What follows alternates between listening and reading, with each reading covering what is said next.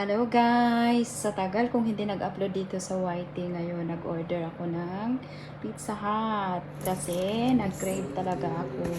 At saka na dumating na yung order ko. Ayan na siya. Isang Hawaiian yan at saka yung yung mushroom na flavor. Masarap siya. Kaya lang hindi ko pinalagyan yung yung may parang fresh na sibuyas ba. Kaya, meron din akong darating na bisita, kakain kaming dalawa. Salamat, Habibi, sa imuhang pag-order, ani. Mabusog na po na, ani, karon. Kaya na nga, naman po niyo pizza. Salamat kayo. Lami, man dyan ni siya, basta diri ka nga pizza. Labi naglibre, perting lami, agyod. Maojud niya nga akong paborito sa kartong na.